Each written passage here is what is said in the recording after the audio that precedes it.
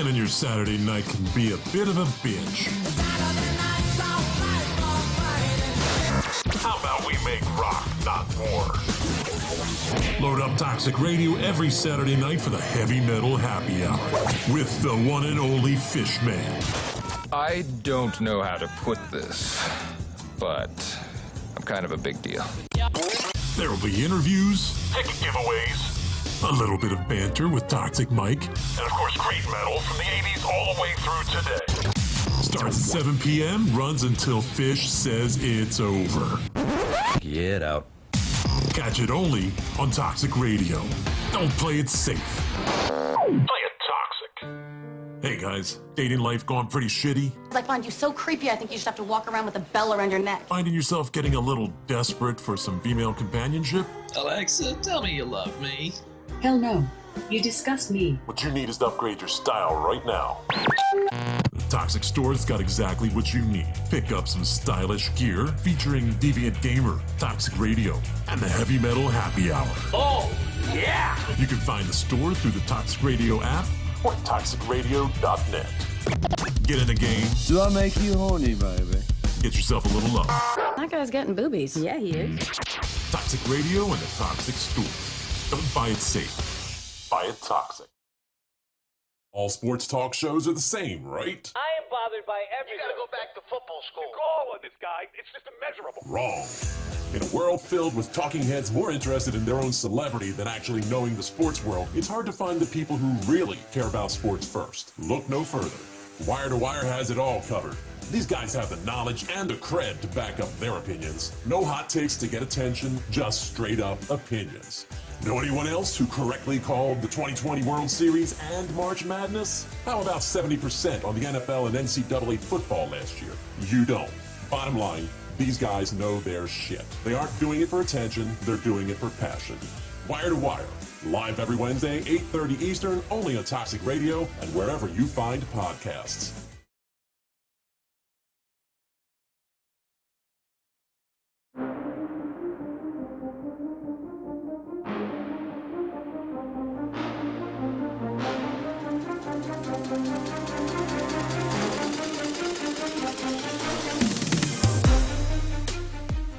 Welcome, everybody out there to Wire to Wire Sports Podcast.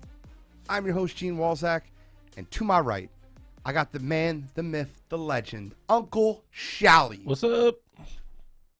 Coming from us remote, from Columbus, Ohio, I got Kent State's own, Cleveland's own, College Cottrell.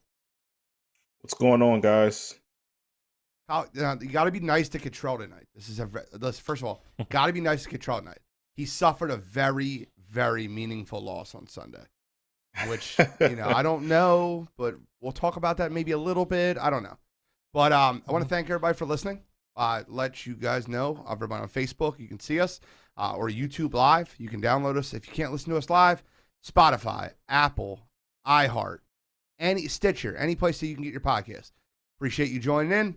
And we have brackets on top of brackets on top of brackets today. We got the NCAA March Madness bracket. We're going to go over our entire bracket, help you pick your brackets. Last year, we had a winner that picked our entire bracket and won their office pool, won close to $8,000. Hopefully you guys have that type of success and luck with us this year. And then our movie bracket continues. It was super popular last week. We have the West region. We have all the West movies. It obviously Bill did a phenomenal job of categorizing these movies in exact region in which they happen. So, and we're also talking about a little NFL free agency. Christian Kirk got paid. But what we're going to get started with is what was very popular last week, and I did not want to skim over it this week, is the movie bracket. We're going to do the West region of the movie bracket, and then we'll get into our full NCAA bracket. So, Mike, without further ado, and if you can throw up our question of the night to the listeners for the first half, we'll get that. What is your favorite sports movie? Tell us in the comments. What's up, Dante? What's happening? Let's get started. So, we got to start with the play-in game. Bench warmers versus the fan. Now, I have a strong feeling about this movie, and I actually didn't even think it should be on the playing game. And I understand why it is, but I feel like just for a movie with such star power, The Fan was a terrible representation of what a good movie should be. And I think a lot of those stars, like De Niro, like hit it from his career. He's like, I don't want to be associated with this trash. I think The Fan was a trash movie. It's terrible. I hated it. I'd like your opinion, though, Shelly. For as many good movies as Robert De Niro's made, he's made equally the same amount of number of absolutely terrible movies, and The Fan is one of them. But it's a sports movie. It happened out west with San Francisco Giants versus the Benchwarmers, David Spade and that whole crew, about guys going back into and making a little league team. One's funny, one's kind of more serious. I think they're both, whoever wins. I think it's perfect for a playing game, because I think whoever wins this is still the weakest movie in this bracket. This is like the Texas game that happened last night? Yes. Okay, just checking. Texas State versus North Texas. Yes, that's exactly what this is. Texas, I think it was Texas A&M CC. Like, I don't know. It was so bad. It was bad. Okay, so Cottrell, do you like either one of these movies in the playing game? I'm going with the Benchwarmers here. Any particular reason, or? I mean, you hit the nail on the head. I mean, you going with The Fan. I mean, just wasn't a good movie. And I told you guys before we even got to this point, when we were talking about getting our playing games, and there's arguably some more movies that I'd value and put there over The Fan. So Benchwarmers, I enjoyed the Benchwarmers for what it was. I don't think it goes far, but I'll take the Benchwarmers in this matchup. What movie in the West did you want there instead? I remember the Wildcats, but that's not necessarily in the West, but I'm just saying in general. I got a message that She's the Man should have been in the bracket instead. I mean, it wouldn't have won a game. Like, let's be fair. We're splitting hairs down. Chow, you want to give me any type of I'm going to go with Benchwarmers strictly out of I think it's more entertaining. Like the Fan to me it's almost like unwatchable. Yeah, to me it's unwatchable also. I'll go with Benchwarmers for a clean sweep, and then it goes up against it. This could be the number one overall seed. This is like the Gonzaga of this. No. They don't win. It's a play-in game. Come on, Mike. Learn to play in games, damn it. All right, so White Men Can't Jump. Get a clue, bro. White Men Can't Jump is quite possibly my favorite. It's definitely my favorite basketball movie of all time. Quite possibly the best sports movie ever. My favorite moment in the entire movie is when they win the tournament and they're driving home with their money. I think it was like 20 grand, like 10 grand each. And basically, Wesley Snipes like, you can't stuff. You cannot dunk. And they go to a gym, not a gym, they go to a random hoop on the middle of the street, and they bet their half of the money versus each other. And the white man could not jump. He could not stuff. Arguably the better basketball player in the movie. But I'm going White Man Can't Jump in a landslide. I don't even think it was arguable, to be honest. He's definitely the better I think basketball player. I think he was the better basketball player. Just checking. More well-rounded, technically sound. Definitely. Point guard. He had point guard written all over him. No, it's a great movie. Listen, I mean, there is stereotypes. I mean, the title of the movie is a stereotype, but you also have like societal stuff in that movie as well. And you have a great cast. I mean, Rosie Perez, Woody Harrelson, Wesley Snipes, all huge names back then this movie came out. Great movie, very watchable and funny on top of everything else. So. My favorite Rosie Perez movie ever. It's like she's so perfect in that role. What is a quince? Like, greatest.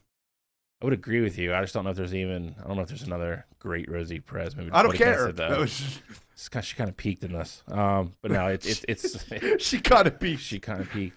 It's White Man Can't Jump for me though. I mean, this is a no-brainer. It's going to be around for a while. All right, so let's we swept that one. Or Control, are you going White Man Can't Jump? Yes, sir. Okay. All right, we'll talk about it more in the upcoming rounds because we got a very interesting one in the 8-9 matchup. You can click White Man Can't Jump now, Mike. It's okay. The 8-9 game, we have $1 Million Baby versus The Big Lebowski. Now, this is the exact same type of thing that we were talking about in the playing game. Serious movie versus a funny movie versus, comedy type. Yeah. $1 Million Baby won Oscars. Clint Eastwood movie. Hilary Swank kind of put her back on the map again. Really kickstarted her career. Big Lebowski, Jeff Bridges. One of those movies that came out in the movie theaters and wasn't like a huge hit right away. And then it kind of, once it came out, brace yourselves, on DVD back in the day. It kind of had like a cult following, and now it's just like it's kind of like its own monster. Very funny movie. Very interesting movie. There's a lot of stuff going on in The Big Lebowski. So, yeah, it kind of boils down to, do you like the story of $1 Million Baby and, the cinematic part of it, or do you go more entertaining? It's a tough choice, and they're both good. They're both good movies. I want you to start. There's a reason for this. I, believe it or not, am going to go with The Big Lebowski on this. I love $1 Million Baby. I think it's a great movie. I didn't see The Big Lebowski when it was in theaters. Obviously, I saw it. I was one of those people that saw it years and years later, and it was, everybody's like, gotta watch it, gotta watch it, gotta watch it. Went out, watched it, loved it. I'm gonna go Big Lebowski. And you played perfectly into what I was trying to do here. I'm gonna go $1 Million Baby. I think the cheap shot that Hilary Swank was hit, that she hit. Listen, she did, and by the way, that corner man, obviously Clint Eastwood, needs to be fired for having that chair out there too early. I was furious. I was furious at that moment. But the cheap shot that took Hilary Swank into the chair, into the little stool. Great story, great movie, $1 Million Baby for me. Cantrell, I'm going to make you the deciding vote here. I am also going $1 Million Baby here. Guy neither one of you have mentioned yet either. Morgan Freeman was in it, had a great role in the movie as well. But I'm 100% with you though. Definitely, obviously it was a cheap shot, but the corner man's got 100% be better. Gotta be better. Tough story, absolutely, but great movie all around. More serious movie here. Usually I feel like I'm going to be on the funny movie side, like in these types of matchups, but with this one I'm going $1 Million Baby. Listen, you're not getting arguments from me. We got a 5-12, and in 5-12s, especially in the NCAA tournament, you see a lot of upset specials. Is this a possibility of an upset special? We have Danielson and the Karate Kid going against Happy Gilmore, Adam Sandler. Great golf movie. I think Bob Barker had the line of the movie. The Price is Wrong, bitch. Listen, I love Happy Gilmore. I think it's a great movie. Shooter McGavin is my all-time favorite sports villain. I'll start this one off. I'm going with the upset special. Give me Happy Gilmore. I mean, I agree with some of what you said. I mean, Shooter McGavin is absolutely the best sports villain ever. I mean, we did that before on one of our other brackets. As far as quality, I mean, this was old Adam Sandler. It was old Goofy, like when he made really funny movies before he took a lot of money and tried to make serious movies. And now, he made seems like 7 straight movies with Drew Barrymore. I mean, it's I'm going with Karate Kid though. Karate Kid to me is just the better movie. I love Happy Gilmore. Again, another movie that I own on DVD, but I own Karate Kid too. It's the better movie for me. It's a great story, and then come on, man, Mr. Miyagi. It's I'm not faulting you for it. I'm not faulting you for it. But like, I can't get out of my head him stuffing the big checks. He's like, no, I want one of those checks. Stuffing those big checks in the back of his grandmom's station wagon. I said this. It was so funny to me. For me, the last 15 minutes of Karate Kid, I'll put up against pretty much any movie from the 80s. Okay, well, it's that good. Control, once again, the deciding vote here goes to you. Yeah, I'm going first on the next one here, but I'm going with. This is tough, man. I swear I had my mind made up before. I thought I thought I was gonna be the one vote for Happy Gilmore, but You're not. Gene gave him a vote. I'm also giving him a vote, man. Shooter McGavin, man. Ass. Wax on, wax offs, quite close, but I'm going Happy Gilmore here. Daniel Russo would kick Happy Gilmore's Happy ass. Gilmore. Love it. All right, you can go first on this one. Over the Top versus Show Me the Money. For me, this one is absolutely easy. Show me the money. Come on, Jerry. Show Say me it the with money. Me. Say it with me, Jerry. Oh, my Jerry God. Maguire, absolutely amazing. You got Cuba Gooding Jr., Tom Cruise. Is great movie. I don't know. I'm going to try to be like, you want to go with this? Do you want to go here? You can go. I don't know a better role for Tom Cruise ever. And I don't care what you say about other movies. I thought he was the perfect starving agent that got thrown out of his firm, that was trying against at all odds to hold on to Cuba Gooding Jr. after the number 1 pick dropped him like a bad habit. My word is my bond, and you have my word. And he signs a contract with his competing agency that fired him. It was a perfect movie. The kid, the family, the story, and then Cuba Gooding Jr. getting popped in the end zone, betting on himself, being the wide receiver for the Arizona Cardinals. I'm betting on myself. Show me the money, Jerry. I'm going Jerry Maguire. Jerry Maguire is definitely the better movie, and that's my vote.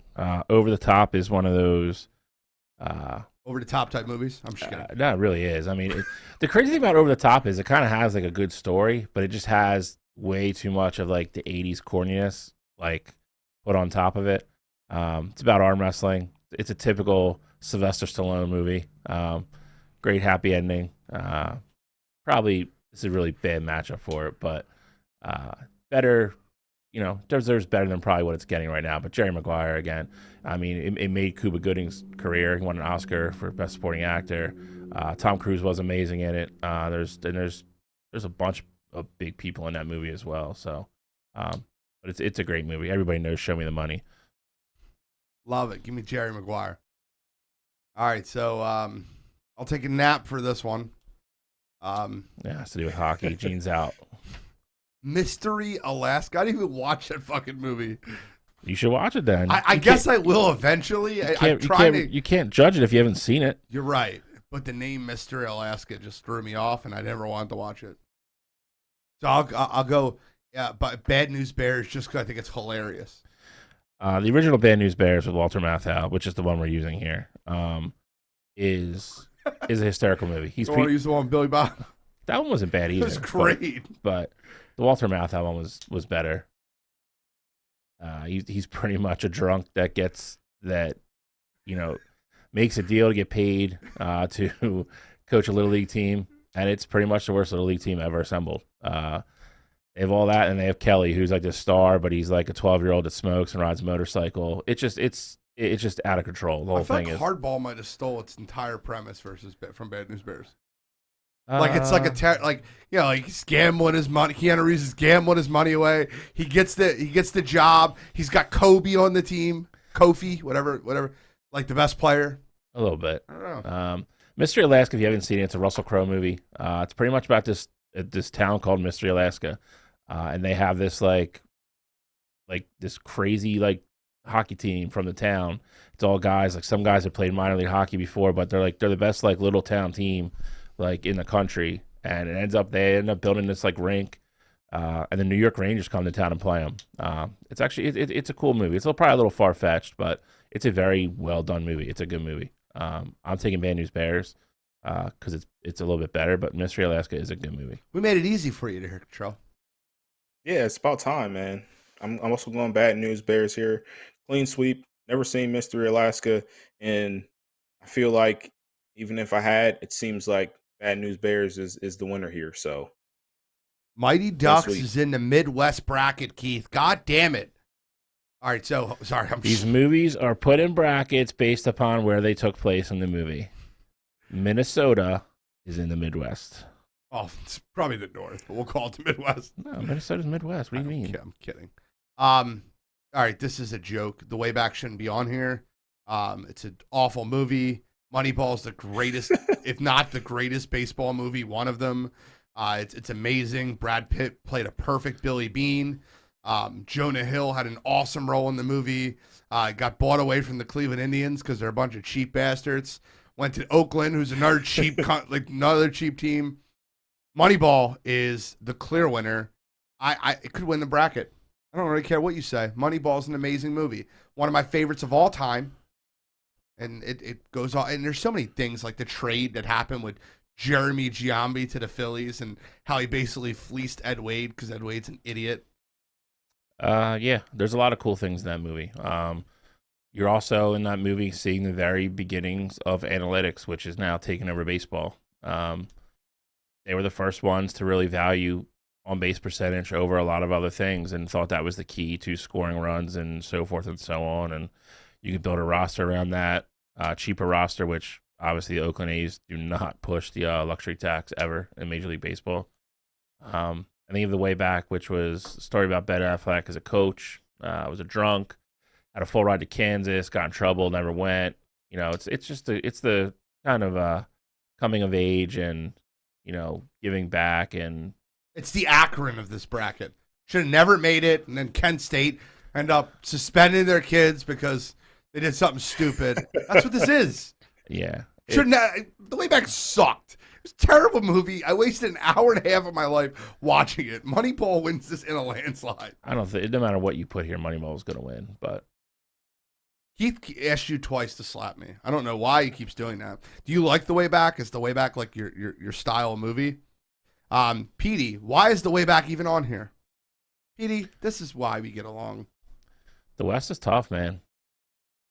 Well, every bracket's tough. No, I mean by tough, I mean there isn't a lot of sports movies that take place out west. Oh, I got it. It's Moneyball, clearly. Go ahead, Control. Add the third one on. I'm also going Moneyball here. Pretty easy for me. The great thing about Moneyball is like just learning the history behind it, like behind analytics and all that. Like absolutely incredible. And Jonah Hill's character was absolutely hilarious in that movie. Like, you know, Brad asking him, "Hey, so where would you have drafted me?" He was like, "Oh yeah, first round." He's like, "No, really, like where would you have drafted me?" He's like, probably ninth round, you know. No signing bonus. You probably would have went to college. I love that part. That's one of the best parts of the whole movie. Should have went to Stanford. Oh man. This is killing me. This is absolutely killing me. So I love dodgeball. You could dodge a wrench, you could dodge a ball. Love dodgeball. Okay. Vince Vaughn is one of my favorite comedic actors ever. I love Ben Stiller plays a perfect owner of Globo Gin. Perfect. He's a very good villain. It's a great, funny movie. Chuck Norris is in it. Lance Armstrong's in it. One of the funniest speeches of all time is the Lance Armstrong speech. He's like, "Yeah, I mean, I could have quit too, Peter. I just given up after I lost both my testicles and like that was amazing." But like Coach Carter's underseated, and for that reason, I'm going Coach Carter. I think Samuel stood on his principles. He stood on, you know, if you can't get certain grades, you can't play on the team. I understand that it's an athletic program, but it's a school. It's not a college program. This is a high school program. They need to graduate, and that was his number one goal. He taught real principles and kept a lot of these guys off the streets. I'm going with Coach Carter here. And Dodgeball is one of my favorite movies, but I'm going Coach Carter. So you switched up. I'll go second. You went serious on this one instead of goofy? Yes. Like happy? Go ahead. I'll go second here. I'm Rich what? Richmond. I'm going Coach Carter too. I'm making it easy for you, Shally, this time around. You know, Coach Carter's got the kids still running laps to get back on the team as we speak. So definitely going Coach Carter here. And I agree, 100% underseated here. But Samuel Jackson, great movie. One of my favorite basketball movies. We talked about White Man Can't Jump earlier. Coach Carter is up there too. Not saying it's where exactly it's at, but it's up there for me as well. I love the plays that he ran, like named after his sisters.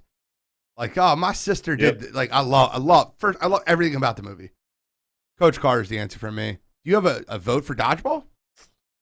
This is one of the ones I was actually like tossed up about.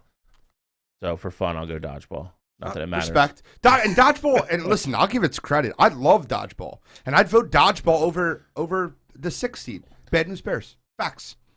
But over 10 seed, I can't do it. And I think Coach Carter, and it's going to be a really tough matchup in the second round when Sandlot absolutely buries Angels in the outfield. 2 baseball movies, one being The Sandlot. The Sandlot is every kid's just dream of their. If you're a baseball kid and you played with your friends at the park constantly, the pickup games, like The Sandlot is everything your youth was.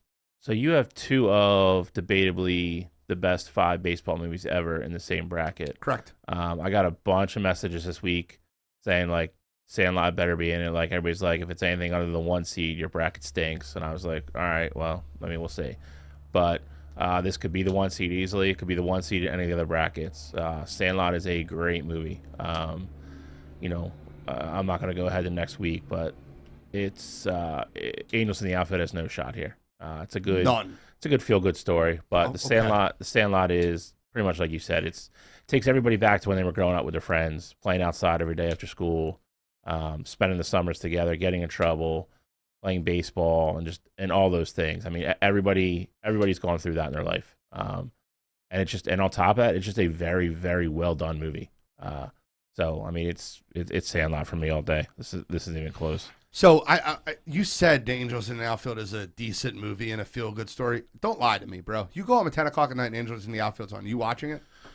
No, it stinks. It's a terrible movie. That I wouldn't doesn't mean go it that stinks. far. Yeah, it doesn't mean it stinks. It stinks. Angels in the Outfield is an awful movie. Danny, I like Danny Glover, so I'm all right with Angel in the Outfield. It's fine with me, but I'm also going to Sandlot here. But I'm not hating it how you are, Gene. This isn't a bad movie. You need to have the worst pinch hit here. He's got an angel with him. Dumb. I watched Angel in the Outfield like 10 times in my life. When I was a kid, I liked it a little bit. And I got older and I watched it 10 times. Yeah, when you're a kid, I don't know. You're right. It's a classic. Got to give Sergeant Murtaugh respect. Absolutely. Sandlot. All right, so we have our West bracket complete. We just preview next week. We can't. Nope. No, I didn't mean just look at them. No preview for next week. Not talk. No, I'm talking about this bracket. When we go back, it'll be a couple weeks away now, but I'm just trying to think. White Man Can't Jump versus $1 Million Baby. Happy Gilmore versus in a 12-mat win versus Jerry Maguire. I'm not kidding with you when I tell you this. Bad News Bears versus Moneyball. And then the bottom one will be Sandlot versus Coach Carter. And I'm not kidding when I tell you this. This is almost like the NCAA tournament. 2 versus. I know who's going to win these. They're not hard. No, I agree. I can give you the Elite Eight now. I won't do it, but I can give it to you now. Yeah. The matchup I'm looking for are the Elite Eights. The Purdue versus Kentucky. Like, that's what I'm looking for, man. The money ball. Stop. Do you mean Peru or Purdue? Yo, I have to tell RJ if you're listening. I'm sorry. So we'll pull up the March Madness bracket. We're all going to pick our brackets. But I have to tell this quick story. My best friend RJ, we go to the gym together and picks a bracket. And I'm like, hey, man, you should listen to the show. We'll help you with the bracket. And he goes, nah, man, I ain't changing that shit. I said, all right, well, what do you got? He goes, dude, I'm telling you, Peru is winning the tournament. I said, wait, what? He goes, Peru. I said, you mean Purdue? He goes, I told you I don't know about college, man. That's like national. That's like geography. It's not college. Peru is a country. All right. Sorry, RJ. Purdue is not losing in the first round. Petey, if Purdue loses in the first round, I'll kiss your ass in Macy's window. Clip it. All right. So if this is clickable, I didn't say it. Control?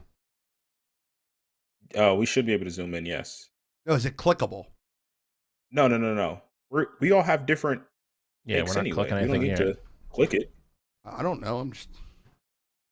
All right, so we're gonna break down each bracket. We're gonna go west, east, midwest, south. So we'll basically go in like in a U. That's how we'll do it.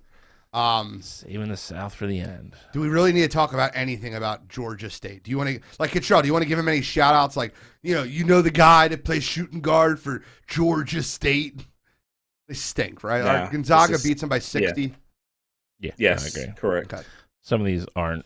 That is the 116s. I don't think we should talk about any of them. Okay. So can we just move past that? Gonzaga wins. The next one, Cottrell, if you don't mind doing me a favor and breaking down why Memphis needs to win the second game to go against Gonzaga in the second round, I would appreciate that. For the listeners, they all want to hear it. I got you. So for those of you who don't know, coming in, Gonzaga, they got the best freshman in the country, Chet Holmgren. So he was the number one player coming into this season. For Memphis, they got Imani Bates, who was a 17-year-old kid who was the number one kid in his class, but then he reclassified. So he basically went to college a year early.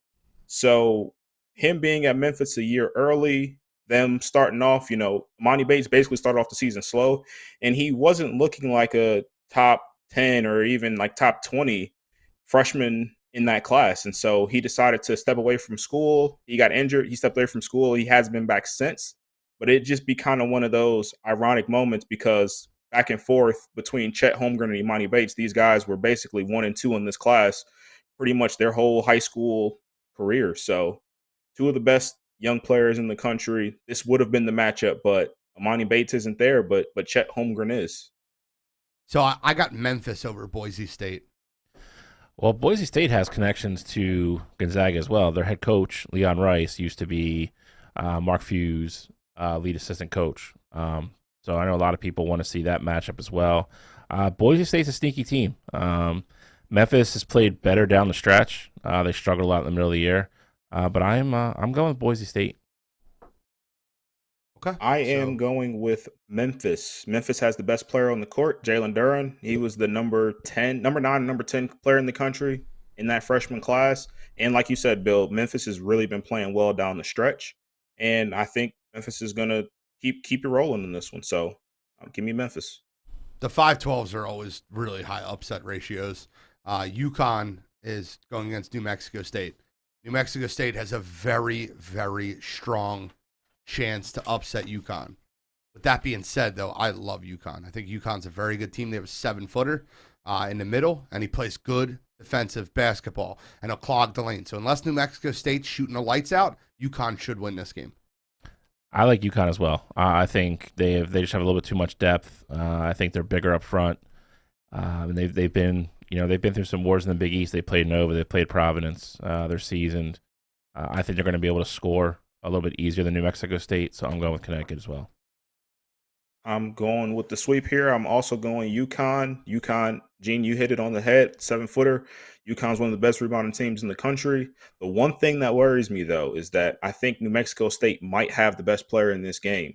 Teddy Allen is one of those guys that can really fill up the stat sheet. And if it's a close game and we just need a bucket from a player, I would trust New Mexico State to have that with Teddy Allen, but I'm rolling with UConn in this one. Adamas Sanago. It's the big for Connecticut.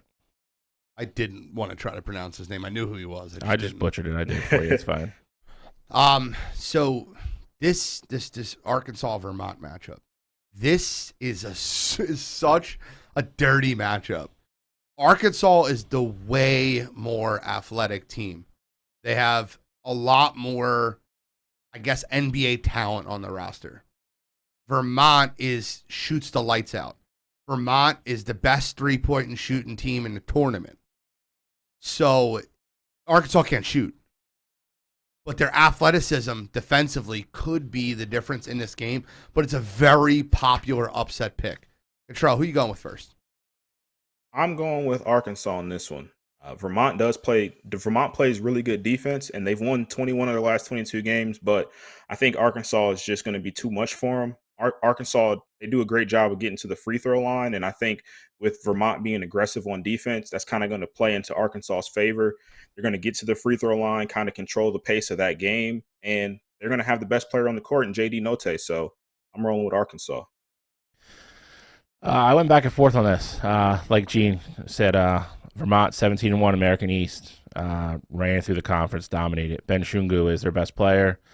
He leads the team in three-point shooting, as Gene mentioned already. They are the best three-point shooting team in this tournament.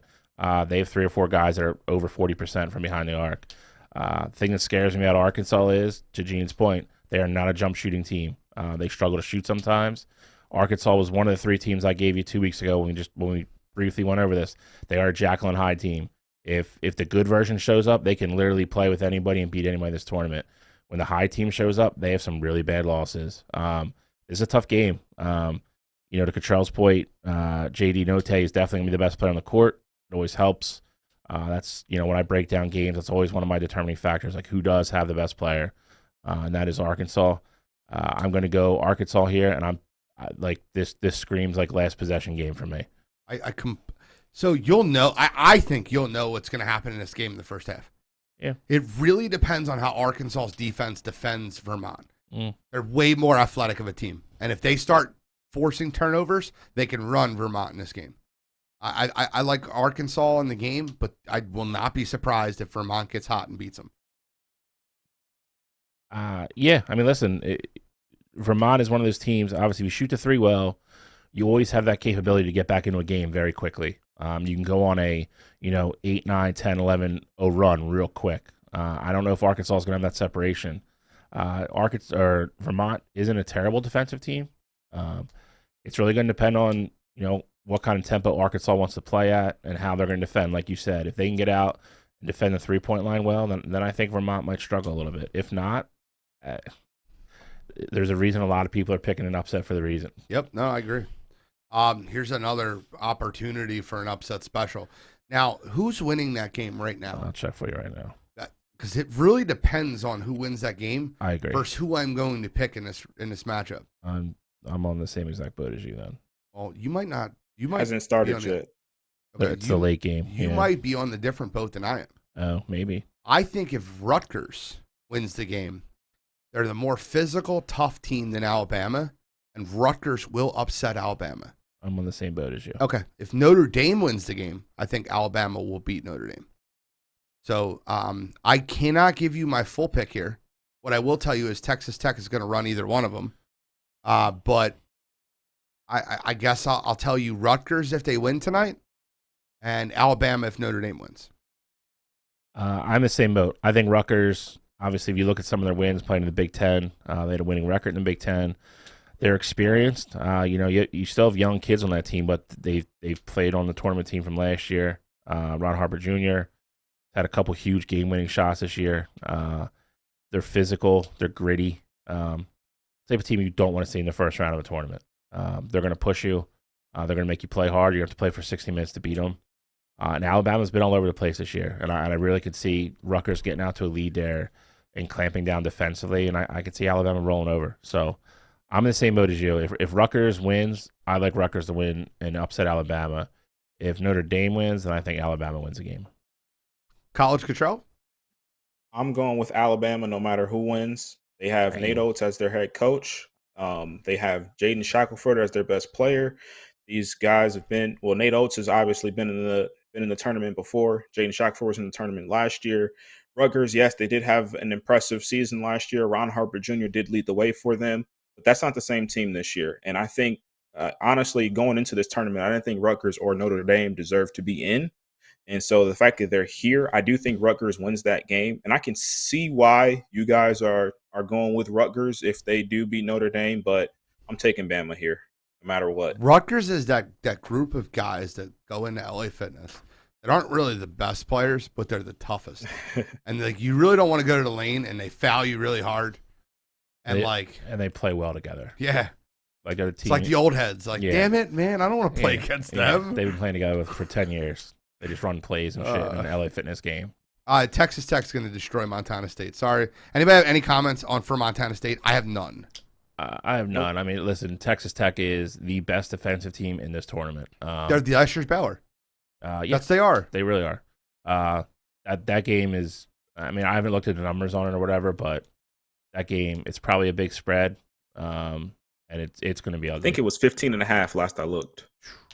Probably that's kind of low. I mean, Texas Tech doesn't score. Texas Tech scores in the 60s, so yeah, Texas Tech is that's going to be an ugly game for Montana State.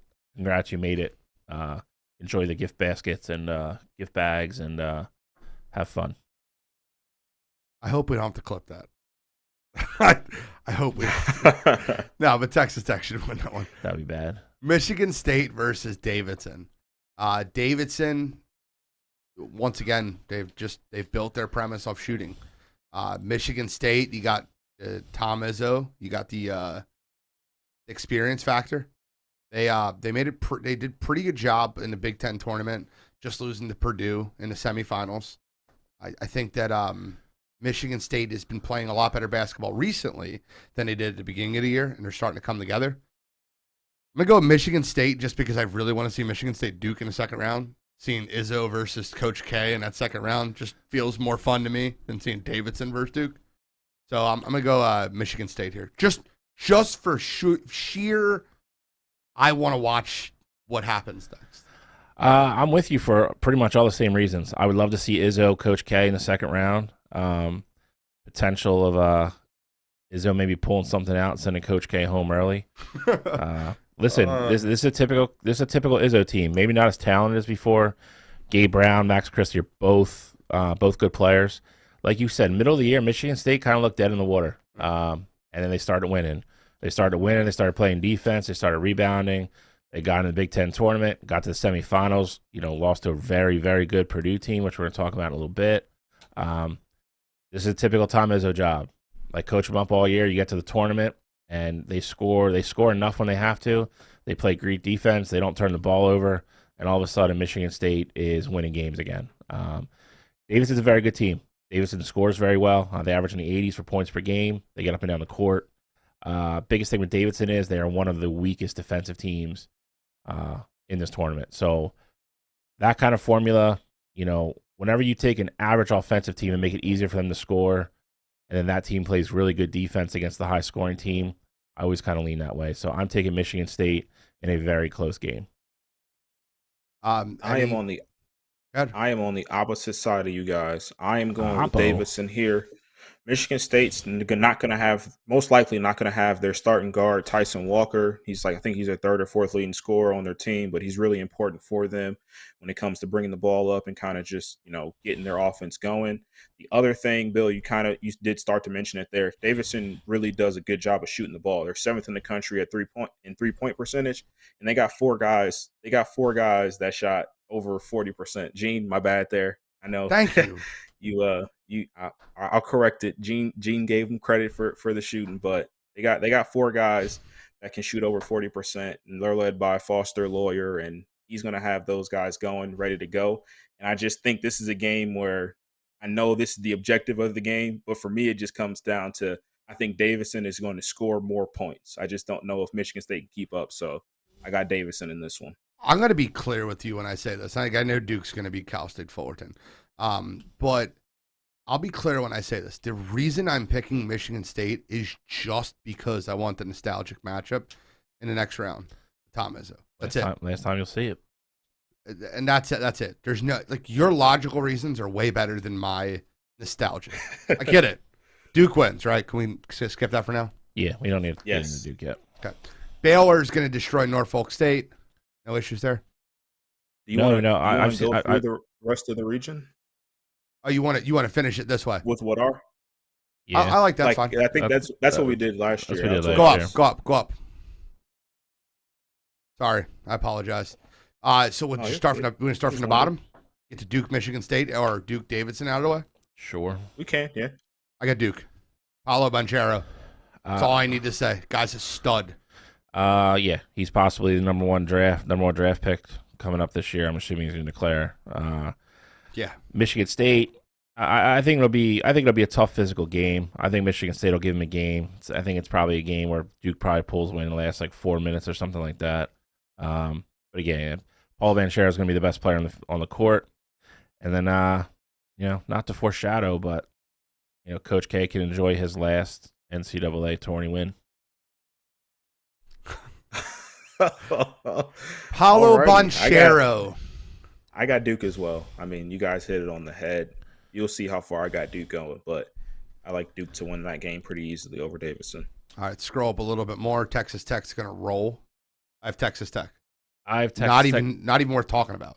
I think it's worth talking about. I think that's No, I'm kidding. I just mean it's going to be a 10-point win or more against Rutgers. against anybody. I don't agree with that. I think Texas Tech beats Rutgers like 47-43.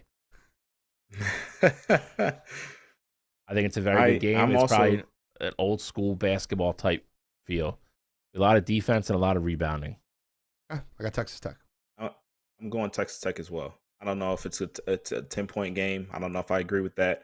I think Bama's well coached, and I think they're battle tested. So I don't think they're going to just roll over to Texas Tech. But I do like Texas Tech to win the game. You have a lot of faith in a team that was ranked like 6th preseason and like barely got into the tournament. 19-13 too. Yeah. The next game, Tough conference. I'm not kidding when I tell you this. It's going to be in Buffalo. I think UConn wins this game over Arkansas. I would not be surprised if we're talking about Vermont versus New Mexico State. I don't agree with you. I mean, I don't disagree with either one of those statements. I have UConn advancing as well. I think the way UConn plays defense, I think Arkansas, that is the game where I think Arkansas really struggles to score. They're not going to be able to get to the rim as much as they want to. And I think UConn makes enough plays. That's going to be a heavily favored UConn crowd in Buffalo. There'll be a lot of UConn fans there. It's almost going to be a home game for them. I like UConn to squeak one out. I don't know who Mark Few is. Well, we'll talk about Mark Few in a minute. Do you have UConn also, or do you have Arkansas? I have Arkansas. Look at you with Arkansas. Arkansas advances. Give me the Razorbacks. So we don't agree. I mean, me and you kind of agree. Like, we're polar opposites of Control. I think Mark Few has been doing something with somebody in the NCAA because, once again, for the second straight year, they have the biggest cakewalk to the Elite Eight I've ever seen in my life. Well, if you're number one overall seed, that's what you're supposed to have. They shouldn't be the number one overall seed. Who would you put over them this year? Arizona. They play in a better conference at the same record. I mean, it's fair. But Gonzaga is gonna beat Memphis or Boise State, and they're gonna beat UConn. And it's a one matchup that I don't think UConn wants to see. I think a 7-footer that could play defense against. Like, first of all, the kid from UConn, which I'm not going to butcher the kid's name.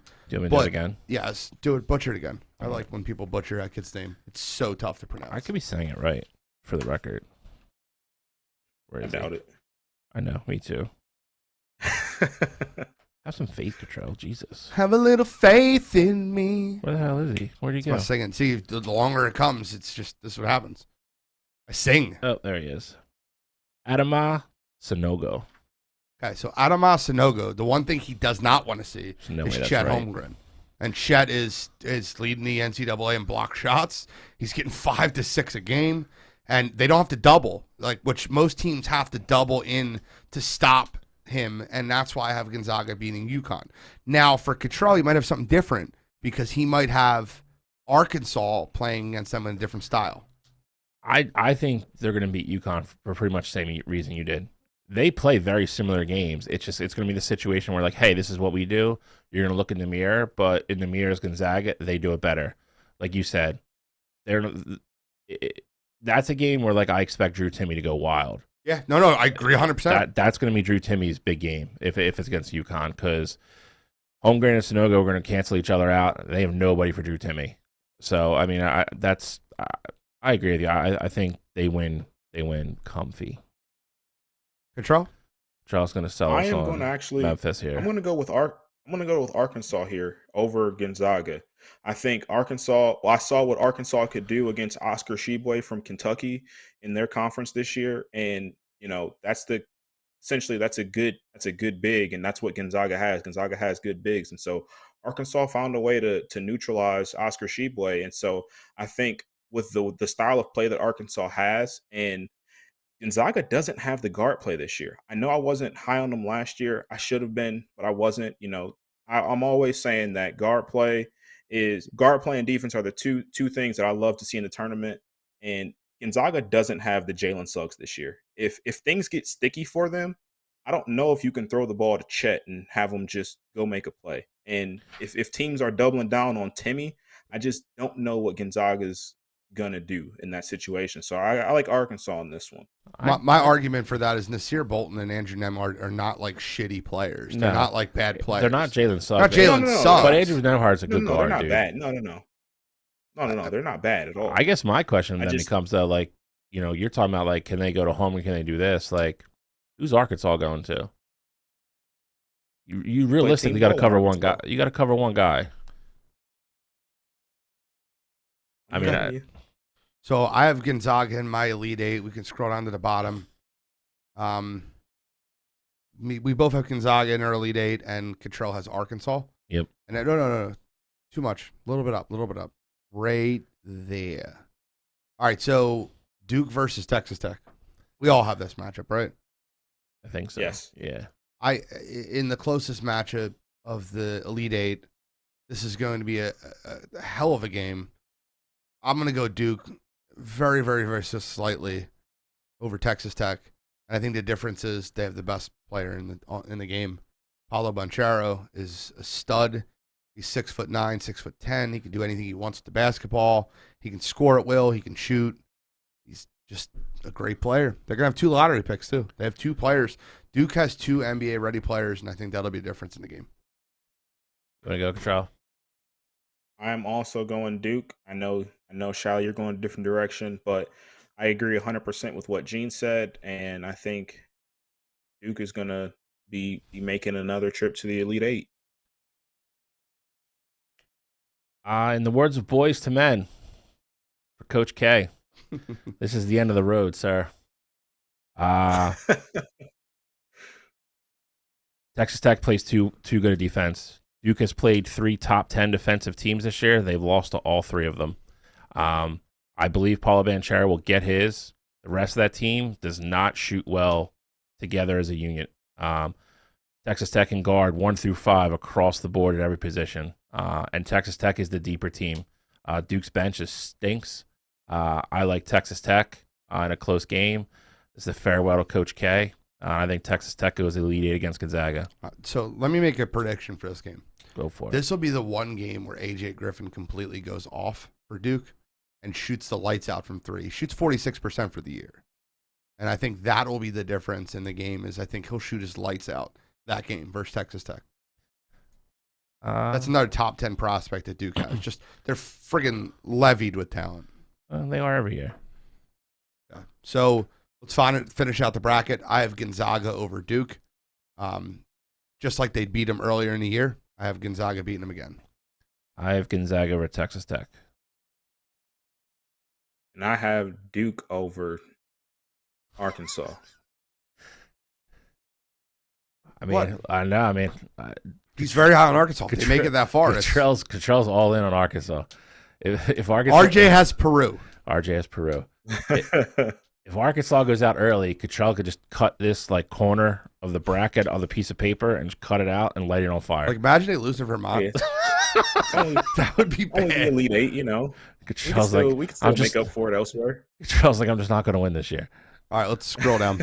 Just be on the board, just trashing everybody else's brackets. That's what I would do. Baylor with the easy win over Norfolk State. I saw 2 people today, no BS, dead serious, pick Norfolk State. You know what's funny? That's actually if you're talking about the 16 seed that has the best chance of beating the 1. Oh, it's that one. It's that one. I saw 2 people on ESPN, dead fish, dead serious, pick Norfolk State to beat Baylor today. If there's any 16 that has a shot, if you want to throw like $5 on a money line on 116 to beat a 1, this would be it. That's the one. Baylor's missing 3 of the top 7 players, and that's the problem. But we'll get into that. We will. Any questions about Baylor, Norfolk State? They still play. Baylor take care of his business. Yeah, they still play too good a defense, and I think that's enough to get them past them. We got to turn it up a little bit based off time. Well, if Cottrell would stop picking 4 seeds to go to the Final Four, we'd be done faster. Kidding. North Carolina versus Marquette. North Carolina shouldn't be an 8. Let me just explain. They should be an 8, but if their last 3 to 4 weeks of the season was indicative of what their seed was, they're playing like a 4 or 5. And my point being is, I think that North Carolina, the last month or month and a half of the season is a 4 or 5. Couldn't agree more. If you would ask me a month ago, North Carolina's outlook for the tournament, I'd say they're probably like a 12 seed and a one and done. They started to put it together. They had a huge win over Duke. They played well in the tournament. And it's just one of those teams that's peaking at the right time. I think North Carolina gets it done against Marquette. Agreed. I got North Carolina too. Armando Bacot for North Carolina, double machine. I don't think Marquette has anybody to stop him, and I think he's going to be a dominant force in that game. Brady Maddock, baby, the East Coast Drew Timmy, got the stash and all. I have a 12-5 upset here. I have Indiana. I have Indiana knocking off the fraud that is St. Mary's. I'm not gonna say St. Mary's is a fraud. They just play a very unentertaining, slow pace basketball game. Indiana could play that way as well because Indiana is really not an up-tempo team either. I think St. Mary's squeaks one out. I've seen them play Gonzaga 3 times now, beat them once, and give them everything they could handle the other 2 times. They can ball. They're a very fundamentally sound team.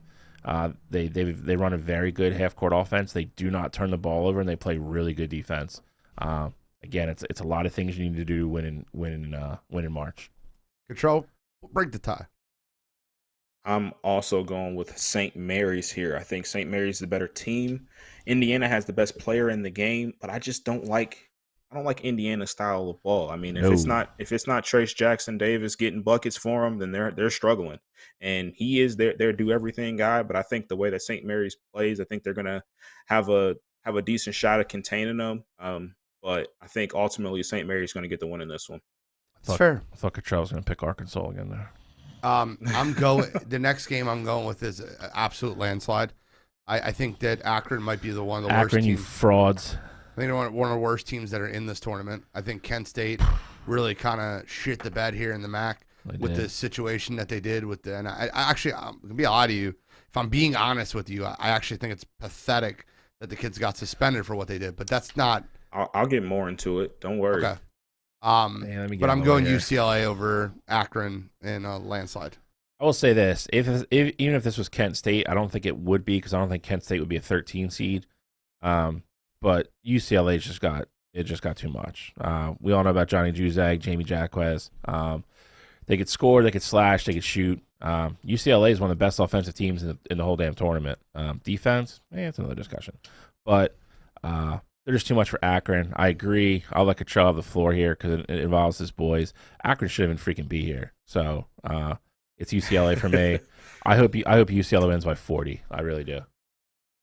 Yeah, UCLA is gonna win this one pretty easily.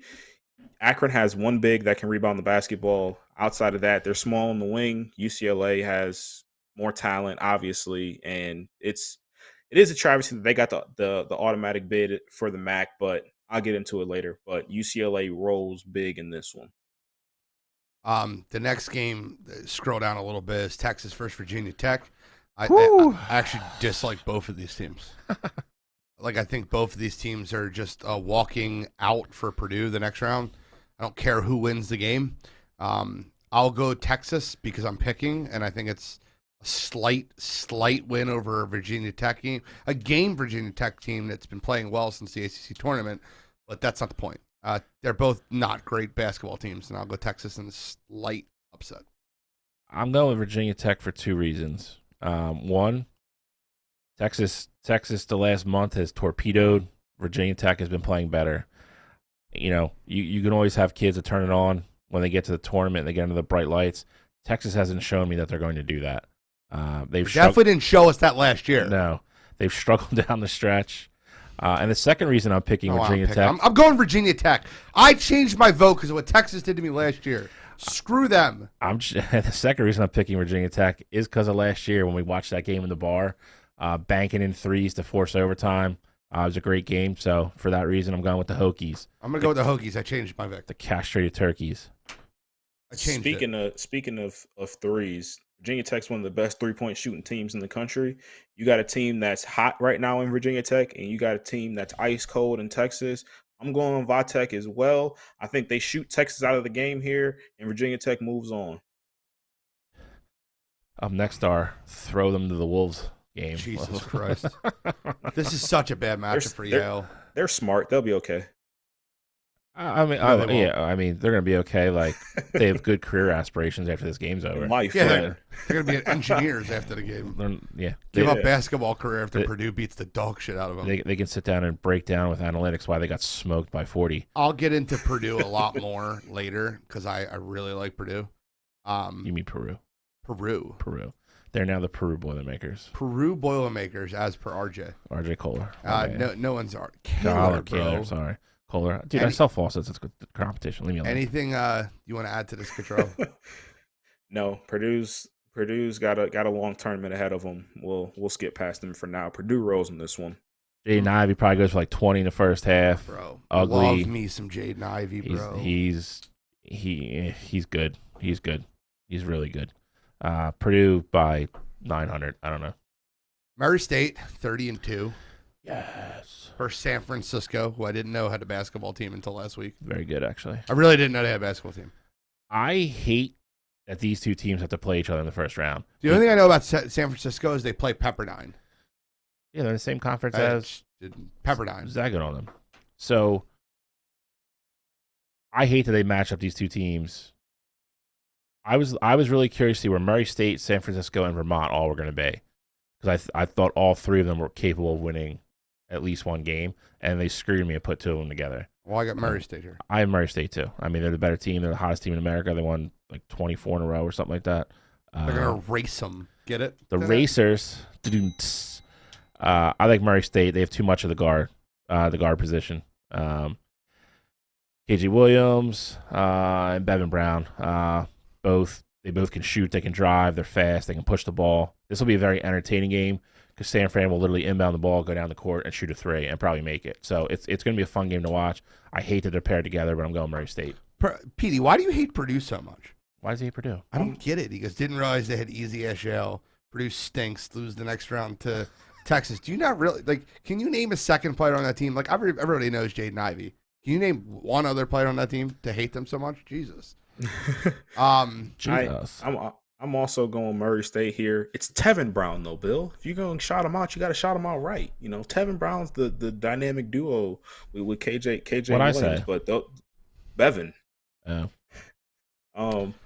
But just for everybody Murray listening State, at home, the Sixers they're just great. beat the Cavaliers.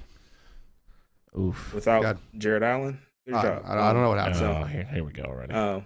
But yeah, Murray State, their 20-game win streak. You guys hit it on the head there. They're a good basketball team. It's just unfortunate what's going to be waiting for them on the other side. All right, Kentucky over St. Peter's easily. Let's get in the second round. Massacre. That's a bad matchup for St. Peter's. Yeah. Hey, It's a bad congrats. matchup You for made the many. tournament. Congrats. You're going to be done in 40 minutes. All right. Anybody have Murray State over Kentucky? I do not. Nope. I have Kentucky in this one, and I think it's going to be a closer game than what most people would see. I think Murray State's going to keep the game close. Murray State's going to push them. Like I will tell you this. It's a good matchup because Murray State has nobody down low to guard. What's his name, Cottrell? I'll butcher it. Oscar Sheboy. That guy. That guy. But their guards are going to make Kentucky work. Like they will score in that game. That's a good kind of wake up test for Kentucky. I agree. I think Kentucky is a very good team. I agree. So I get Kentucky in my Sweet 16. I got Purdue over the left. I got Purdue over Virginia Tech. I almost did the laughing stock of Texas, but I forgot I switched to Virginia. Yeah, Tech. you're off Texas. I hate Texas. I have Peru beating Virginia Tech as well. If anybody doesn't know, there's 32 games, 2 games, 16 games. I picked every single game on game 2. This is just a funny parlay. You guys remember this? Every single game on day 2. I was 15 for 15. The 16th game was Texas versus Abilene Christian. It was a parlay. I would have won like $4,500, and Abilene Christian won that game. I'm still sick over it.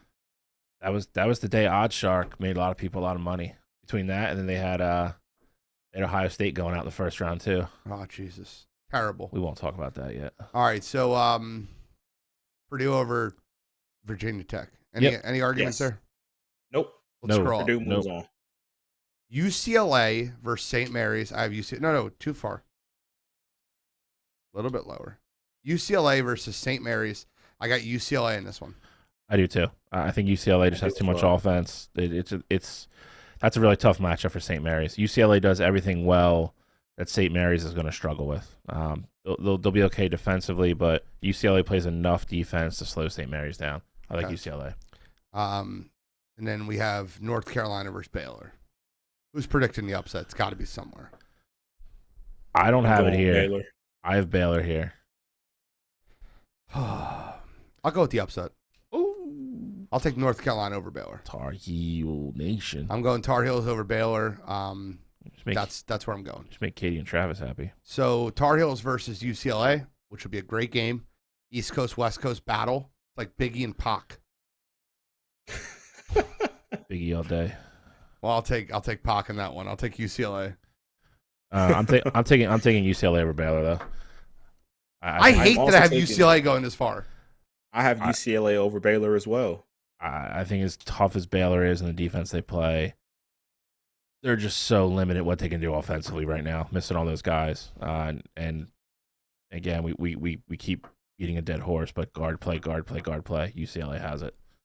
I'm going UCLA over North Carolina there. Yep. Scroll down one more time, Mike. Sorry. All right, so we got Purdue versus Kentucky.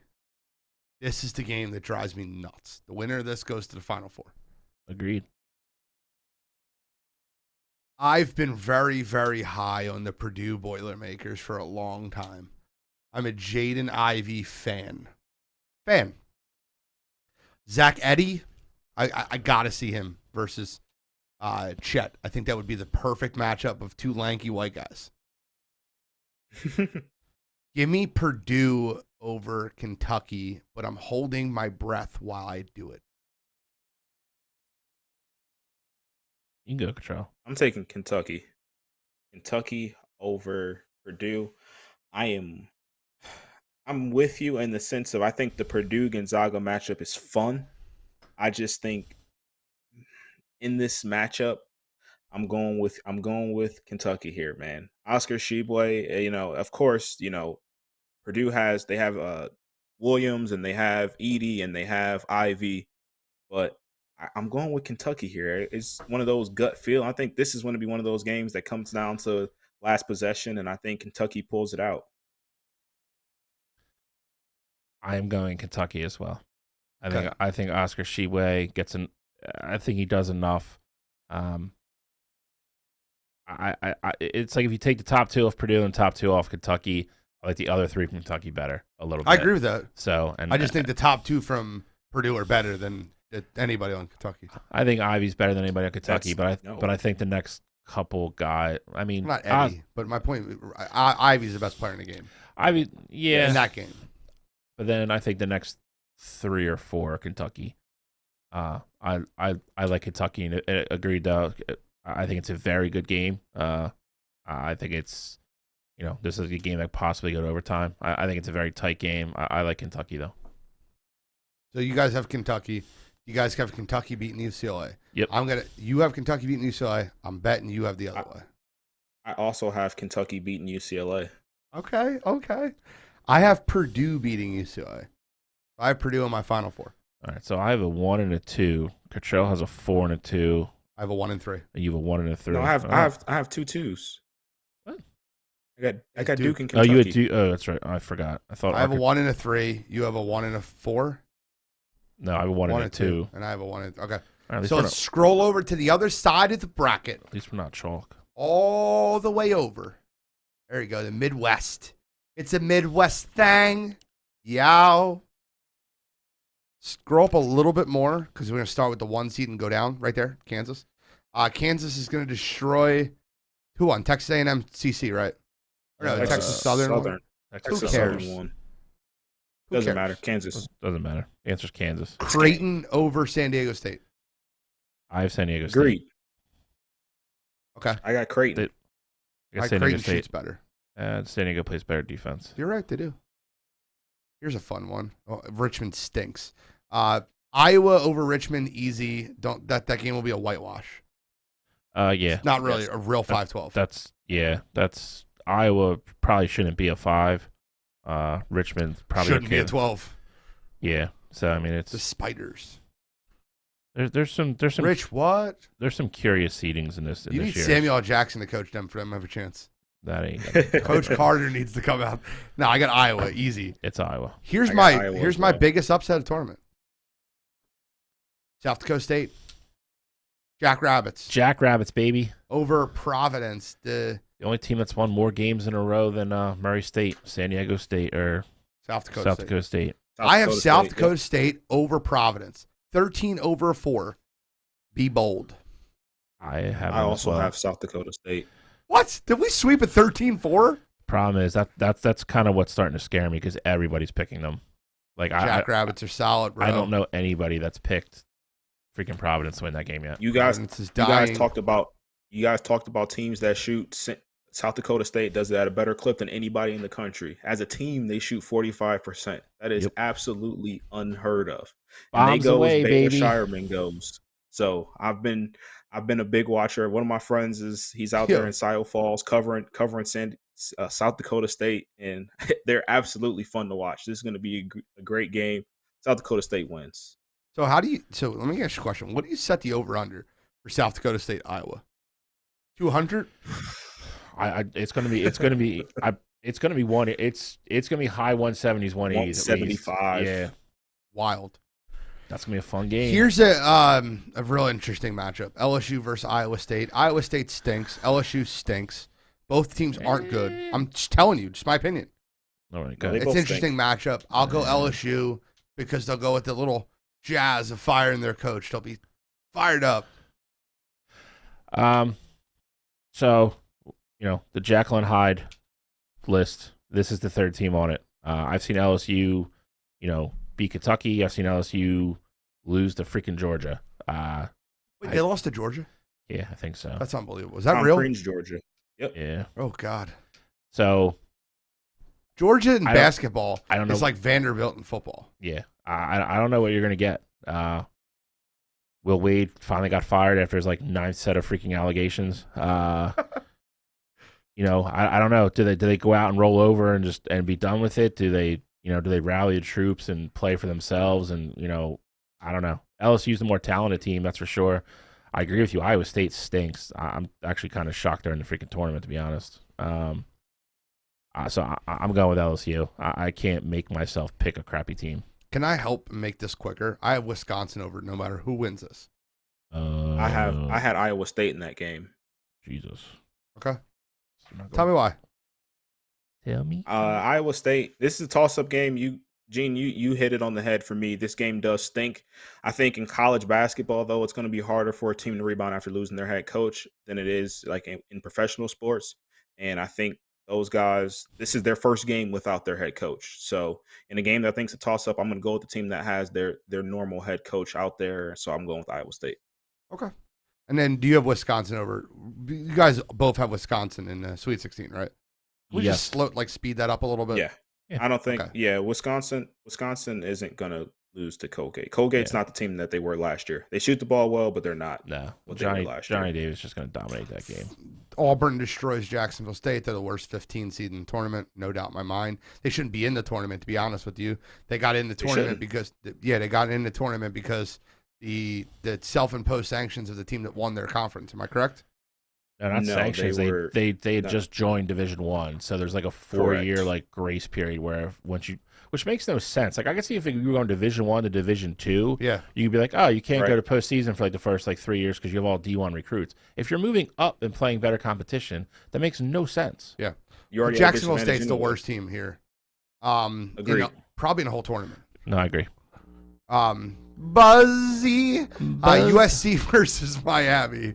USC or Miami? Who you got, Cottrell? I got USC in this one. Isaiah Mobile is going to be the best player out there on the court. And USC, they've been brought back to earth. They haven't been as strong as they were at the beginning of the season, but I think the USC team is just more talented than what Miami is. Okay. I agree with Cottrell. I agree with Cottrell. I like saying that. It feels good. They don't have maybe a stud per se, but they have 5 really good players. Miami struggles to score. They're more of kind of like a grind-it team. It causes a lot of turnovers, but don't play a lot of like really good set defense. I think USC gets it done. Auburn over USC. Yep. Control. Give me USC over Auburn. Wait, what? Give me USC over Auburn.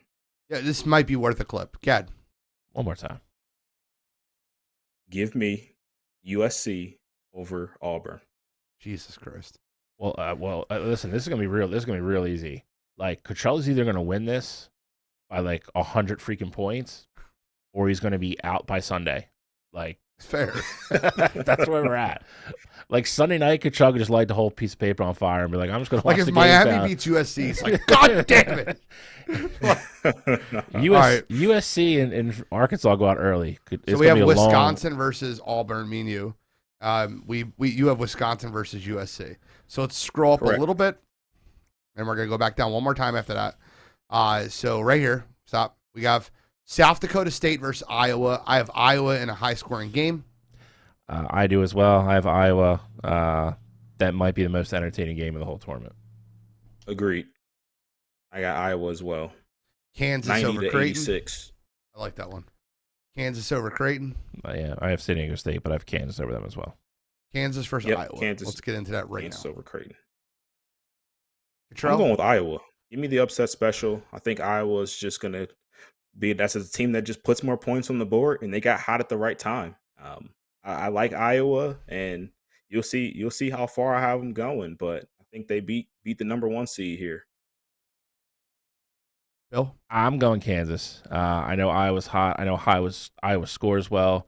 Kansas is finally healthy. They have everyone back. They've also been hot. They've looked like a different team the last 3 weeks. Now they got McCormick and Braun and Jalen Wilson. You got Ochai Agbaji, who is up for Player of the Year.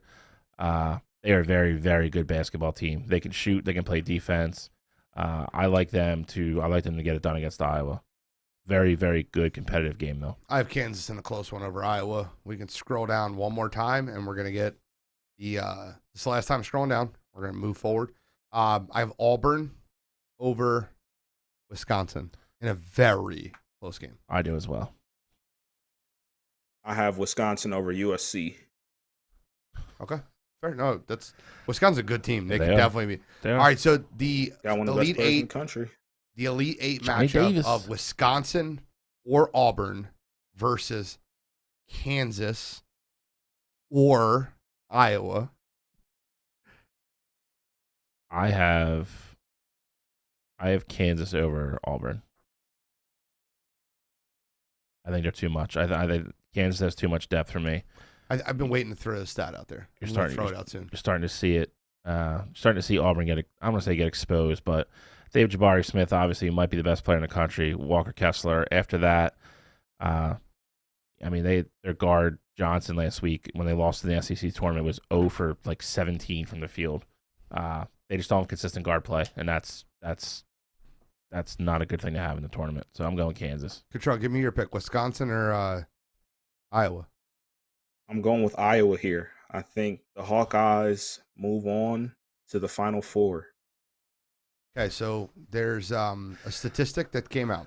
I love Cottrell's just absolute. And since the NCAA chaos, baby, every NCAA winner has been a top 40 offensive team and a top 25 defensive team. Every winner of the NCAA tournament has been a top 40 offensive team and a top 25 defensive team. Auburn is one. Kansas is not one. I will go Auburn. Damn, for all the shit I took for Auburn all year and being frauds, Gene's got him in the Final Four now. Scroll up a little bit. Just saying. Just because of the matchups. Okay. Matchups do matter. They do. So go all the way to the top. All the way to the top. We got to go through this one quick, baby. guys. We're rolling. This is the best one, too. Arizona over Wright State. Easy. Massacre. Yes. Bryant lost, right? Your boy lost. Yes. Did he give any fingers last Peter night? Kiss. Who Loser. knows? He had bucket. He was getting buckets though. I got TCU over Seton Hall. I've seen Hall. I also have Seton Hall. Texas Christian University. They score easier. I got another upset. UAB Blazers. UAB over Houston. Houston's going to have one of those games where they can't shoot, and they just play defense, and UAB's going to shoot them out the gym. I mean, they only shoot 38% as a team. I'm going with Houston. I think they get enough stops. Probably a close squeaker. This is the battle of what gives. You know, Houston is top 5 team defensively. UAB's the 6th highest scoring team in the country. The thing is, though, is that Jordan Walker is on UAB's team, and I think he's the player to watch in that game. He's the one that can take it over. Something's got to give. But I'm going to go with Houston, though. I like the defensive team. I think they get enough stops to get it done. I would not be shocked if Chattanooga upsets Illinois, but I'm taking Illinois in a close one. Kofi. I'm going with Illinois as well because Chattanooga just doesn't have an answer for Kofi. I think Kofi has a huge game. Bingo. Kofi, no answer for Kofi. Malachi Smith's a fun guy to watch though from Chattanooga, but outside of that, I don't think they can handle Kofi in the paint. Okay, the opening game of the tournament is Michigan versus Colorado State. It's gonna be a great game. The joke of Michigan being 17-14, sitting at an 11 seed, is pathetic. Just because they're preseason AP ranking, I don't know what Michigan bias, whatever. They shouldn't make the damn tournament. They're 17, like a 500 team making a goddamn tournament. They had a winning record in the best league in the country, and they had the five hardest schedule in the country. They didn't play any cupcakes. I'll take Michigan over Colorado State. I'll go Michigan because they're the better team. See, this one's interesting because I was going to go Michigan. I penciled in Michigan, and then I saw the news that their starting point guard Devontae Jones was going to be out. I think that's going to be a little tough for him in this tournament against Colorado State, especially because Colorado State has a great guard in David Roddy. So I'm going Colorado State in this one. Tennessee destroys Longwood. Agreed. Yes, agreed. Longwood's first ever trip to the dance, and they got nothing for Tennessee in this. I'm going first on here, so you guys can do whatever you want to do. This Loyola Chicago team, I know Sister Jean's going to be there. I think they're the popular pick, honestly. I'd have to look at it again. Pick them. Yeah, I mean, I'm talking about like. I know.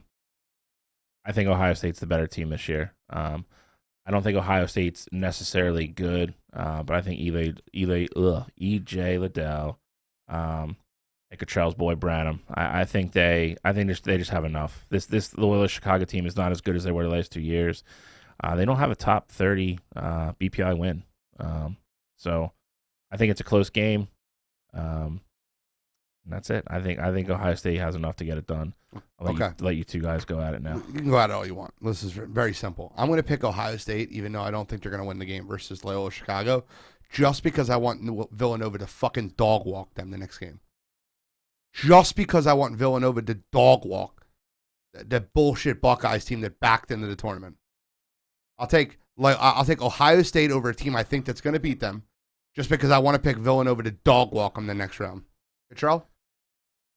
I'm picking Ohio State because they're the better team against Loyola Chicago.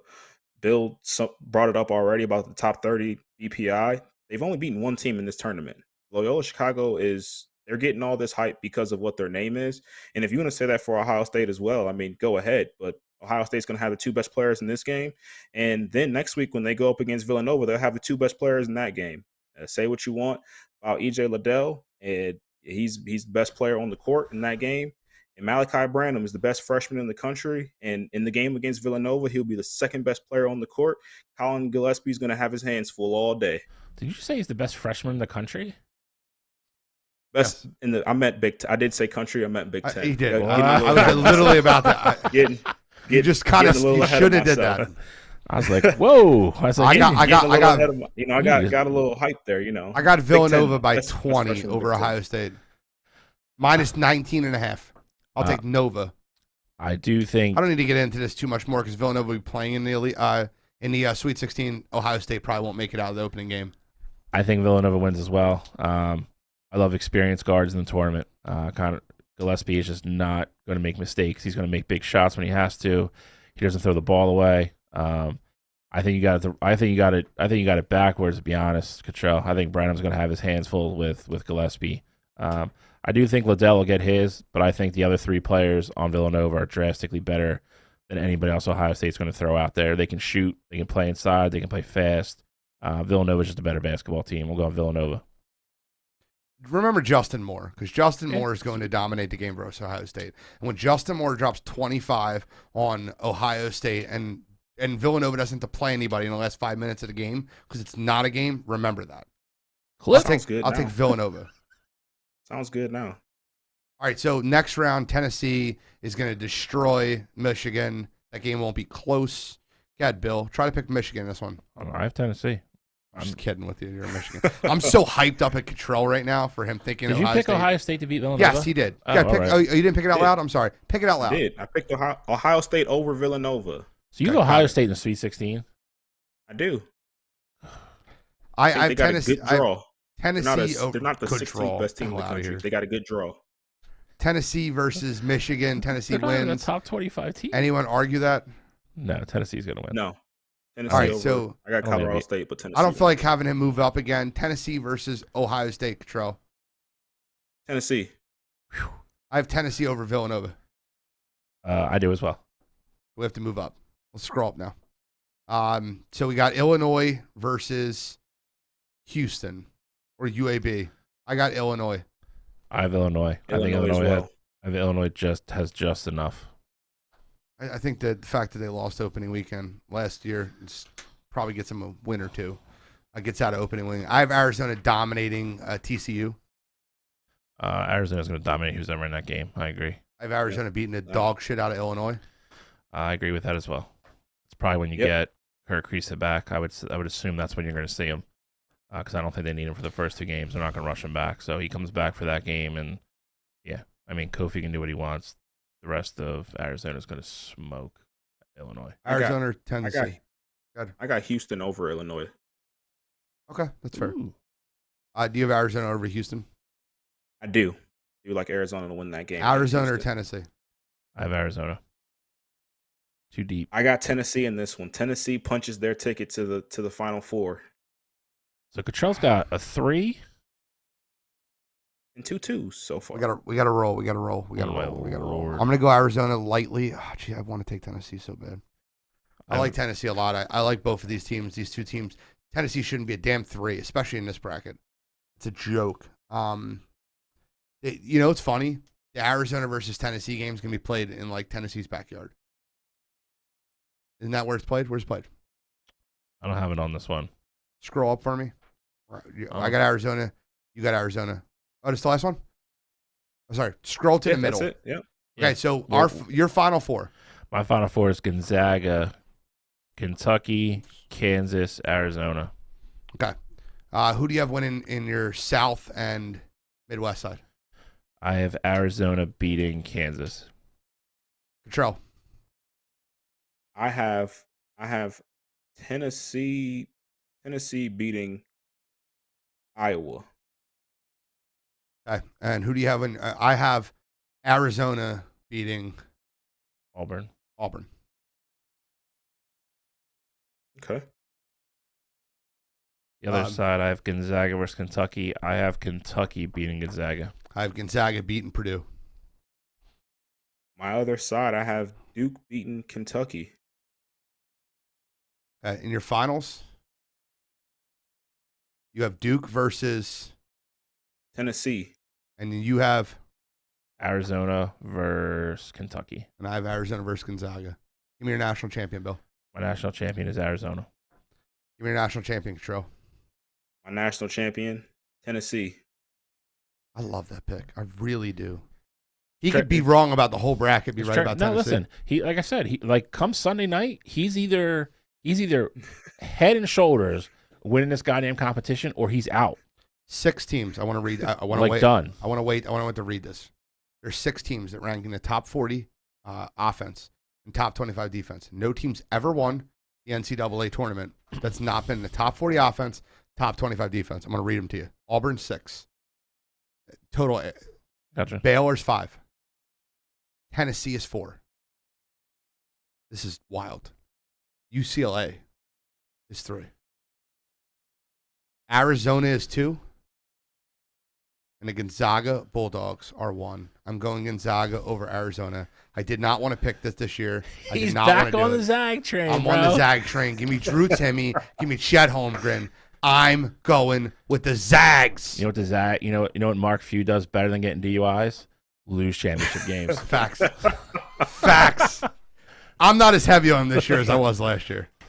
I wouldn't be shocked if Arizona wins the game.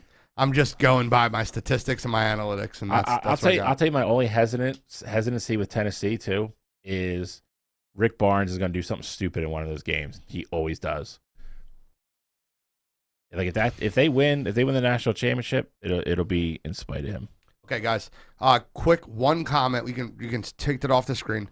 Quick one comment. One big surprise in NFL free agency, or something you really loved about, something you really didn't like about it. Anything. I don't care. We're all going to give one, and we'll get a little bit more into that next week. Yeah, we do more NFL and MLB next week. A lot more NFL and MLB next week. Chargers for me. They are all in. Shove the chips in. All in. I think they took the recipe from the Rams, even though they drafted a little bit better. I think J.C. Jackson is a huge sign for them. And AFC West, man, is just absolutely incredible what that division is going to be this year. And they've done a great job. That team's ready to win. If you're the Raiders, do you just like let me sell everybody? I mean, they did too. I mean, they signed Chandler Jones today. I know. My point being is just give up. You have a shot. But here's the thing: you say that, but they're going to be like 12 or maybe 11-6, something like that. They won't be. They played those teams 6 times. But they're going to win a couple of those games. They're not going to get swept in the West, dude. They just won't. Josh McDaniels, no confidence in him at all. Here's my point about the Raiders. I'll make it really quick. They have the 4th best quarterback in the division. They have the 4th best running game in the division. They have the 4th best wide receiving core in the division. That spells danger. I'll take. My biggest comment I wanted to make today is a lot of people are making a lot of issues over Christian Kirk getting a ton of money in Jacksonville. Jacksonville went on a spending spree. Doug Peterson and them boys went on a spending spree. I see the vision. Maybe I'm an asshole. I'm not saying that Christian Kirk deserved all that money, but you have to overpay to get someone to come to Jacksonville. Correct. You have to. Correct. And they had the money, and they're going to have Trevor Lawrence on a rookie deal for the next 4 years, so they can afford to do what they did. They had to overpay. They had what, $75 million in cap or something? They had crazy. tons. Here's a few small points. Tampa coming out of retirement. You called that shit, Bill. Great call there. I think it makes me sick. I want this guy to be out of the league for a year so I can actually appreciate him. I have to hate him while he still plays in the league. And then I understand the Christian Kirk signing. I understand what Jacksonville's doing, and I don't dislike it. They're going to run a vertical offensive scheme with Travis Etienne, Christian Kirk, Evan Ingram, and they're going to play to the strengths of their quarterback. Here's the thing. Anytime Ingram's been healthy and he stays on the field, even with suck-ass Daniel Jones as his quarterback, he's been productive. You mentioned the other big name there. Everybody forgets Travis Etienne didn't play a snap last year. They're going to use him. Like that is a perfect back for Dougie to have. That division got interesting today. Yeah, it did. Colts don't have a freaking quarterback. Houston doesn't have a quarterback. Houston is not going to have a quarterback. Tennessee just cut Julio, and he's apparently rumored to go to Jacksonville. That's interesting if that's true. No, they have too many wide receivers. They can't do that. I mean, they got rid of Shark already. I know, but they signed Zay Jones. It doesn't really matter, but they still signed him to money. They have Chenault. Christian Kirk. They have Chenault. They have to trade Chenault. They just can't do that. They can't do that. Any quick comments on free agency control? Yeah, so mine would be, I want to hit on the Christian Kirk thing too. While I agree you have to overspend to get someone to come to Jacksonville, you can't just blindly throw money at it. So I don't love that deal, but I understand it because you want to get Trevor Lawrence some weapons. The big thing that I did want to hit on though was Baltimore going out. They got Marcus Williams, they signed him to a deal, and then they also inked Zadarius Smith today. Yep. I think those are 2 big signings for a team that had a lot of injuries last year, and they're going to get all those guys back this year, hopefully healthy for their sake. And then you add those 2 kind of guys to a team that, Darius Smith's a Pro Bowler, Marcus Smith's a really good safety. So that's going to put Baltimore right back in the thick of it next year. And of course, it wouldn't be me if I didn't go a little homer. I'm all in on the Deshaun watch. Like, I don't think Deshaun's coming to Cleveland, but I'm all in on the watch. So I'm enjoying it while I can until he makes his official decision. Deshaun should go to Carolina. That's the decision he should make. My prediction is Cleveland's in trouble now because I don't think they're getting Deshaun. There's no way in hell if I'm Baker Mayfield I play for that team next year. Why? I mean, listen, he didn't play great last year. He also played with a separated shoulder all year.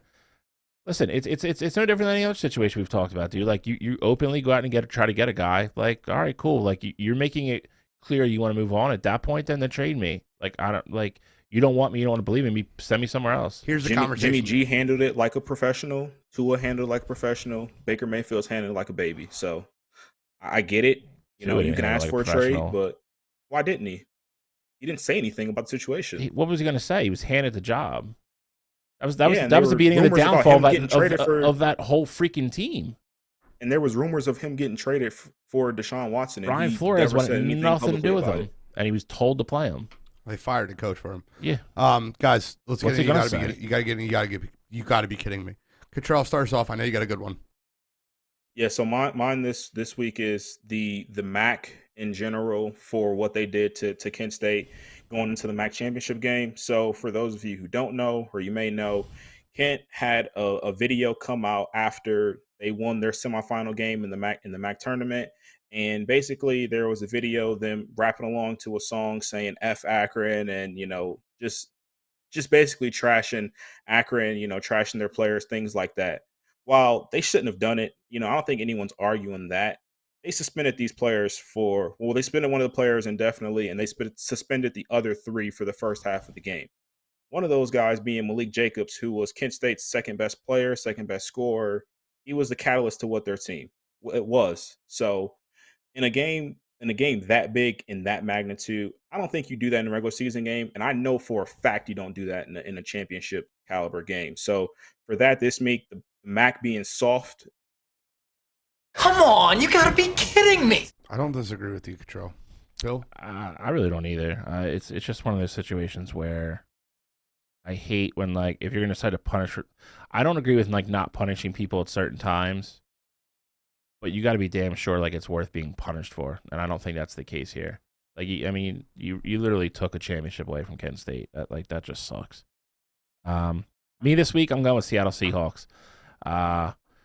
So anybody who's watched football for the last 10 years, you're familiar with Seattle, their defense, Legion of Boom.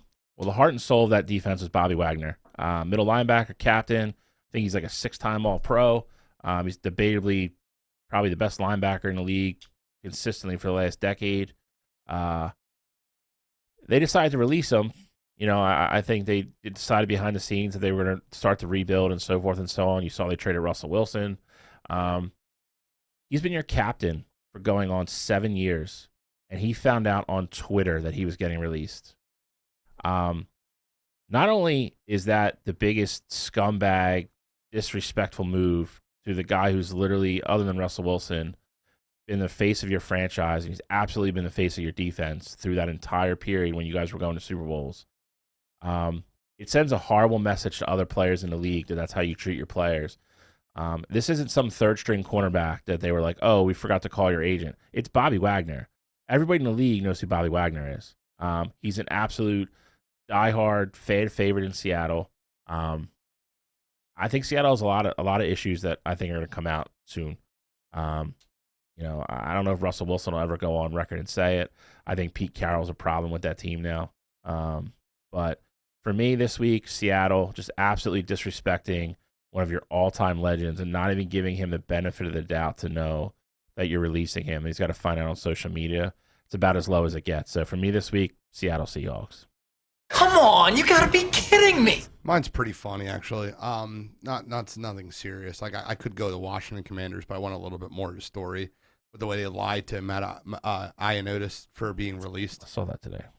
But I want to get a little bit more into the story about it, and that's fine. For me, this week, it's the NFL. It's kind of silly, but there's two stupid things, in my opinion. One is the name legal tampering.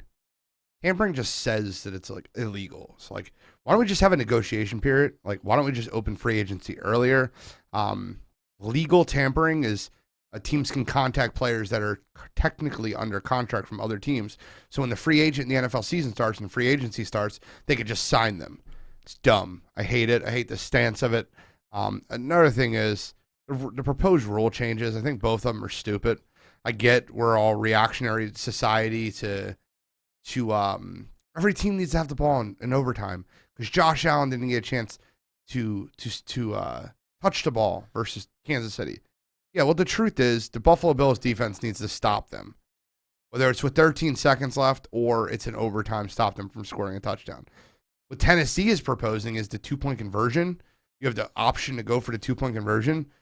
I think that's stupid too. And if I'm being honest with you, I was talking to Bill about it earlier. I think it's really hokey. I think it's gimmicky. Gimmicky. That's why I don't like it. But with that being said, I don't really use them often. But for this week, it's the NFL. Come on, you gotta be kidding me. The NFL strictly started to do that too, so they could stay in the news cycle, like during the offseason. And I hate that. Guys, if you didn't buy a bracket, buy a bracket. If you're listening, buy a bracket. We are so close to our goal of 50 brackets. I really hope you can buy a bracket. Buy a bracket. Got about 14, buy a bracket. Got about 14 hours. 14 hours. Buy a bracket. The prizes are insane. Post them like 5 times. You don't need to hear it. Any final comments, guys? No, I can't wait for tomorrow, man. I love March Madness. It's gonna be great that all these places are going to be full of fans now this year compared to last. I can't freaking wait. I can't wait. I literally took the day off. I'm going to be parked on a couch from 11:30 a.m. to 1 a.m. Wish I could, but we're in the middle of a merger, so I have to go to work. So I will be watching all of college basketball tomorrow. So for that, we're Wire to Wire Sports Podcast, and we are signing out. Thank you for listening. Go Bucks.